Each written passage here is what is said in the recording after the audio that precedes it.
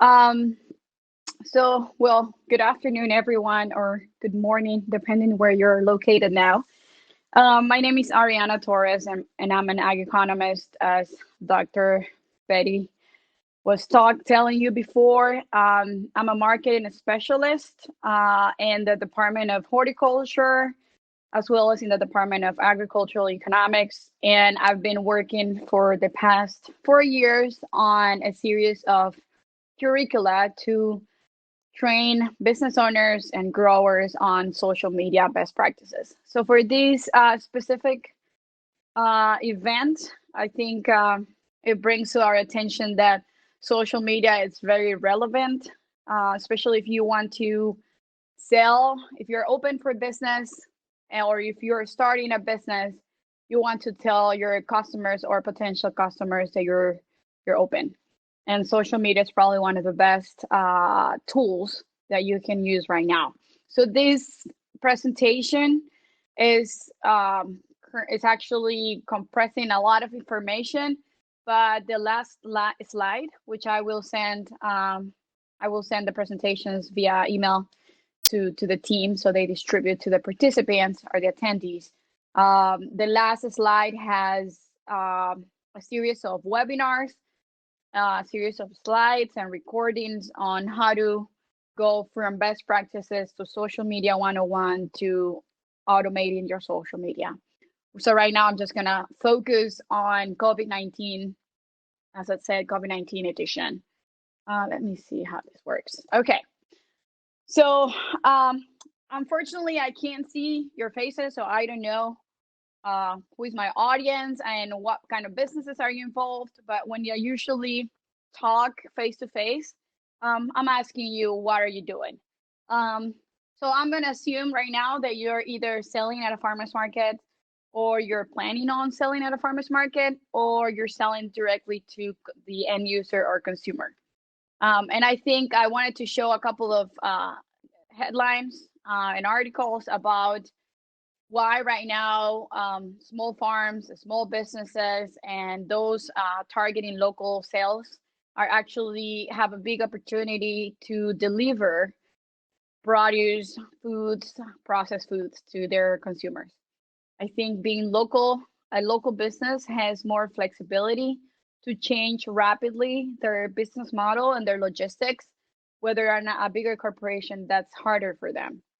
So a lot of people are looking for online outlets. So if you don't have an online web page, you probably want to think about that.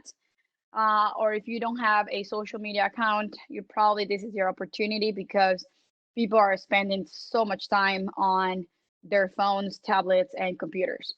And also, if even though so farmers markets in several states are being opened, they're being considered as a grocery store. So it's a critical and essential kind of business. So if you're thinking about it, you're going to see a lot of people wanting to go to those markets, but there's a lot of vulnerable population or people who are not willing to risk um, being in contact with the virus. So I think having an online channel where you're communicating what are you doing, I think it's very important. So examples are farmers markets, CSA boxes, farm stands, but also online markets. So I was telling you, this is latest headlines. Farmers markets are going to continue, whether that applies to you. So what can you do now? So let's say you have your social media. So you have, typically you start with Facebook.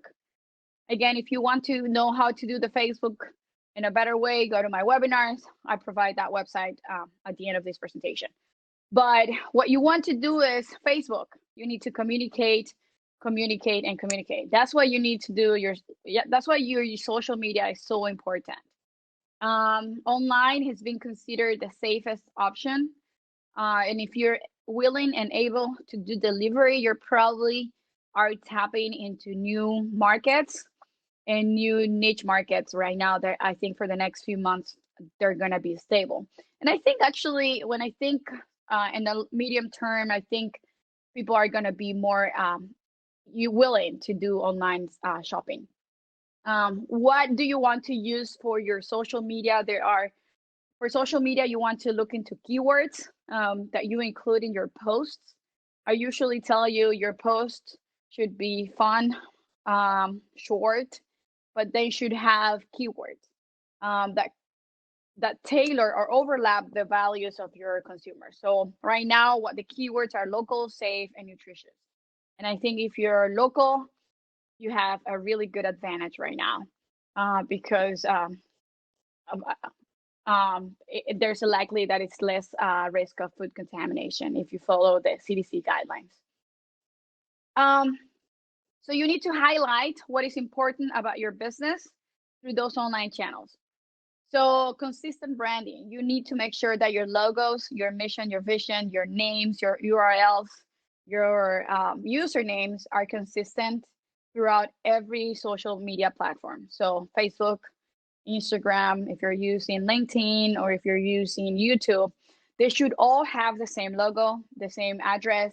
And I think what you need to do is a social media audit, what I call, and it's basically going through every one of your social media platforms and understand what are you using, what are you telling people, but also how are you directing them to do those purchases. You want to have good quality images that are going to showcase the type of products that you're going to have, and you want to have good photos. So right now it's a time to create a good photo repository for what you have and promote it on social media. Ideally, you're going to have simple URLs. So if you're thinking about a website, building a website, you can purchase URLs. Try to keep it simple and try to keep it the closest to your business name. I usually recommend businesses to use hashtags and geotags. So these are examples that I'm providing there, just because I lived in West Lafayette. So these are, but there are three types of hashtags actually. So one is, this is a trend hashtag, but you can also use your business only hashtag. So you can use the hashtag of your business name. You can use hashtags of your logo or of any keyword that identifies your business. Those are branding hashtags. And ideally, you would share any posts to the multiple platforms that you may be using. So for that, there are several softwares and companies who can allow you to connect Facebook and Instagram and Twitter. So those are things that you can use. Some of them have free versions. So I would suggest playing a little bit with that. But if not, Facebook and Instagram are pretty much connected. So same company right now. Going back to the posts, you want to include calls to action. So calls to action are words that, as they say, call to an action. So click, buy, place your order, tag a friend, message us. Anything that is going to create in the mind of the reader or the social media user saying, I have to do this. So those call to actions are very important. I'm going to show you examples of local businesses who use call to actions to motivate consumers to go and purchase. What do you want to post about? And here's where it gets tricky, because you probably don't have time to post daily or post 3 times a day. But right now, especially as the season is opening in the Midwest, maybe there's businesses in other places, most likely. But right now in the Midwest, farmers market season it's starting. So what you want to post is any change that you may have on your operation. If you're scaling down, you are growing something different, you're processing something different, you have a new pickup or delivery system, any change that may be related to COVID-19, you need to post it. And you can post it several times. In social media, it's fair game to repeat the same post. What you do not want to do is to reshare. So you don't want to share a previous post. You want to kind of start from zero. So post it again. You want to talk about your hours of operation. You want to talk about what are you doing to keep everyone safe, and everyone includes yourself, your employees, and your customers. I think people care a lot about what's going on and how are you what are the processes that take the food to their table, and what are the processes that you're making, that you're doing to make everyone keep being safe. How to place orders, how to pay, and how to do pickup or deliveries. If you're doing curbside or if you're doing delivery, payment is a big, even though it may look like a familiar thing for you and it's intuitive, you would be surprised that it's really not that intuitive for consumers.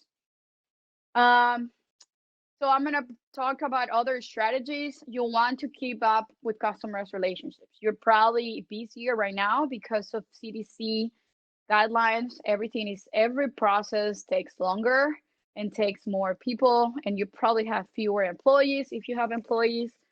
Um, However, I would suggest that you need to keep up those relationships in social media. So if you have your hours of operation in Facebook, you can set up automated messages for after hour communication. So one of my webinars and my website is how do you set up your page inbox. So on Facebook, you can go to a tool that is called Page Inbox, and you can, let's say I want to ask you where's your address, because I want to go to your farm or your business. The Google in Facebook, it'll tell you when I type that question, Facebook can send an automated answer to that question because I can set it up for it. So for more detail, you can go to my slides on that. A lot of local businesses, what they've usually done is have events, and Facebook, Instagram are really good at creating those. So you can still keep those events, but you just have to think about creatively, how do you take those events in an online mode? So for example, these are some examples that are here, but you can host a live session on Facebook. You can have stories on Instagram where you can share what's going on your sale. So for instance, I have a couple of examples. The second post, it's a local bakery, and I really like it because they're combining a couple of things on that Facebook post. So they're saying, hey, we're open for business, and this is how we're keeping everyone safe.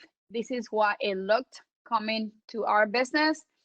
And if you can notice, they have a website. So they linked to their website, and they have a newsletter. So if I click on that website, what in my mind, in the consumer mind, what that's creating is these guys, I should buy bread from these guys because these guys are doing everything to keep everyone safe. But not only that, they're the experts on sales. They seem to be the experts on making this work. So that's going to be my choice number one if I'm looking for a bakery. The last one is a local restaurant that what they're doing is they're saying, hey, you can purchase from this, and they're doing stores too. You want to maintain good communication with customers. So social media are complement to newsletters, complement to emails. You also, if you're doing online sales, you want to figure out the logistics very well because everything takes longer and it's more complicated. So there's several platforms for online sales. So those are primarily targeted for the Midwest or Indiana, but I think there are others like Local Food Network. Just a disclaimer, we're working with Microsoft to have a local foods website on free online platform supported by Purdue researchers to help you have an online channel where you can communicate to your customers, you can showcase your product, and that's going to come up very soon, and it's going to be extended to other states as well. So we're working with growers organizations to host that website. You also want to coordinate schedules for drop-off and on-farm visits because CDC guidelines, again, are so important right now. Other things that you can do that are complement to social media, it's writing articles, and these may apply primarily on regular, normal times. So I'm not going to expand on this. But at the end, what you want to tell your consumers is that, hey, I'm open for business, I support my community, and I care about you. And I'm the expert on the products and the services I provide. If you're thinking about creating an alternative market that provide for social distancing, a couple of examples is you can collaborate with other farms or other businesses to create CSA boxes, but you probably want to check with your your state Department of Agriculture. There may be some licensing issues, but I think right now food it's a critical segment, and I think there's some flexibility right now for that.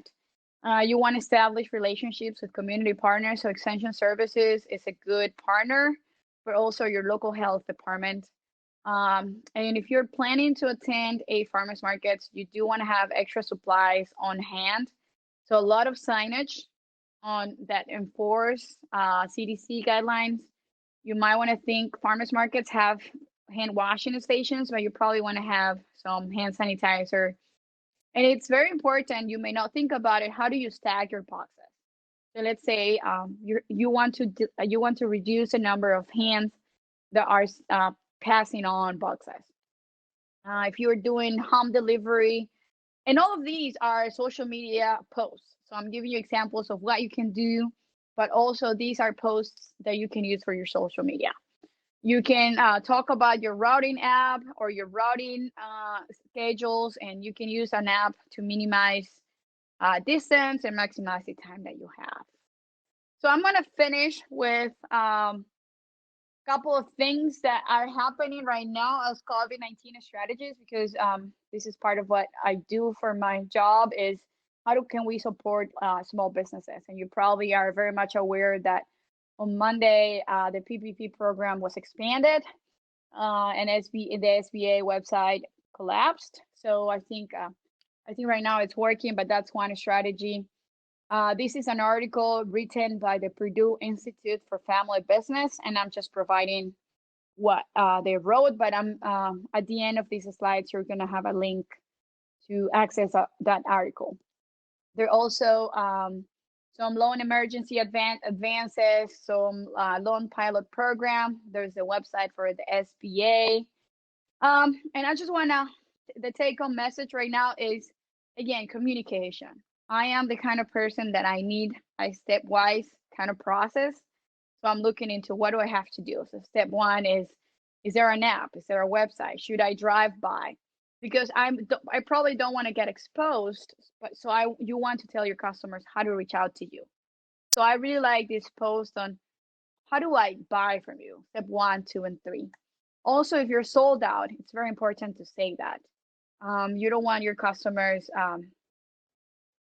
trying to reach out to you and not finding you. Just create a little bit of bad will. This is an example of how the call to action I told you already.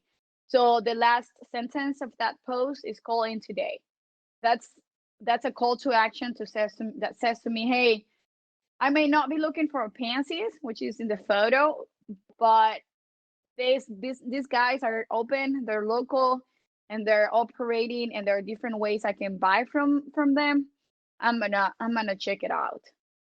You want to include photos of your operation and what are you doing, like normal chores, and what strategies are you using to diversify your business. So here are some resources that I mentioned before, all the webinars, the articles by the Purdue Institute for Family Business, and there is this newsletter of the SBA Help for Small and Family Businesses. Those slides I think are going to be distributed by Betty. And I want to thank you for your attention. There is my email address and my office phone number. If you want to reach out to me, I would be more than happy to answer. And thank you very much.